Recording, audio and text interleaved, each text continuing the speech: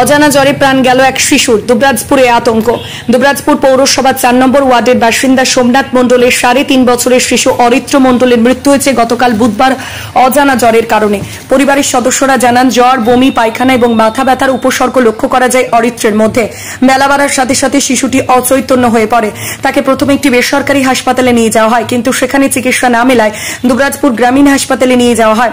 গ্রামীণ হাসপাতালে চিকিৎসকরা শিশুটিকে অন্য কোথাও নিয়ে যাওয়ার পরামর্শ দেন।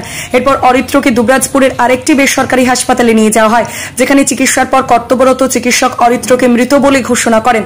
মৃত অরিত্র মণ্ডলের দাদু জানান, শিশুটি জ্বর, বমি, পায়খানা এবং মাথা ব্যথায় ভুগছিল। তাই একের পর এক হাসপাতালে নিয়ে যাওয়া হলেও শেষ রক্ষা হয়নি। পরিবার ও স্থানীয় সূত্রে জানা যায়, অরিত্রের মা ও দাদাও জ্বরে আক্রান্ত। এলাকায় আরও বেশ কয়েকজন এই জ্বরে ভুগছেন।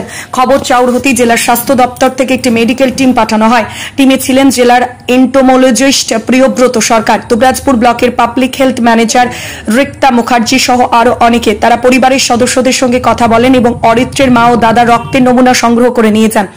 স্বাস্থ্য দপ্তর সূত্রে জানা গেছে, আগামীকাল এন্টোমোলজি বিভাগের একটি দল এলাকায় পাঠানো হবে এবং কার কার বাড়ির সদস্যদের এরকম উপসর্গ রয়েছে তা পরীক্ষা করা হবে।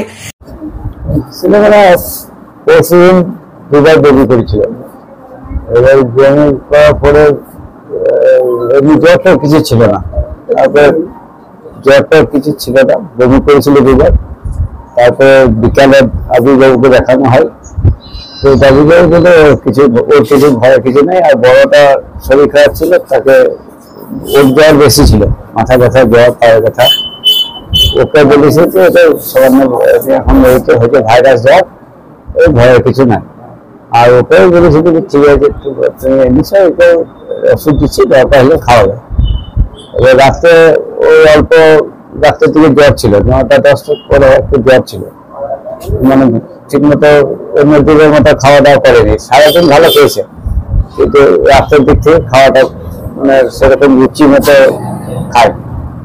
এবার রাতে ছিল, সকাল ভোরে আমি যে স্কুল আছে আমি উঠাতে গেলাম, উঠলো, উঠে ব্রাশ করলো, সন্দেশ বিস্কুট খেলো, স্কুল যাওয়ার জন্য রেডি।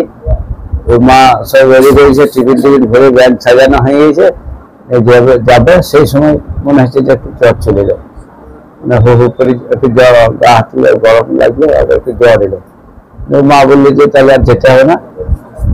ওই শুয়ে পড়লো, শুয়ে পড়ার পরে রাত 9টা, এই বেলা 9টার দিকে আরেকবার জ্বর এলো।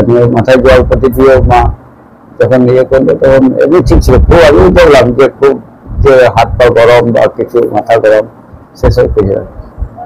যে তারপরে মা 12:30 একটা সময়, 12:30টার দিকে ঘুমানোর জন্য ইয়ে করেছে।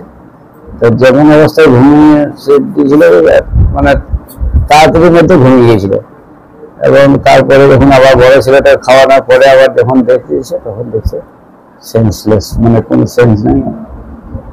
সঙ্গে সঙ্গে হিমাদ্রিবাবুর কাছে নিয়ে গেলাম। এখানে কোনো কিছু বললাম, হাসপাতাল নিয়ে যাবেন, আমি হয়তো বুঝতেই পেরেছিলাম। হ্যাঁ, অরিত্র মণ্ডল, 3 বছর 8 মাস। দুবরাজপুর থেকে শেখ অলি মোহাম্মদের রিপোর্ট, জনকণ্ঠ টিভি নিউজ।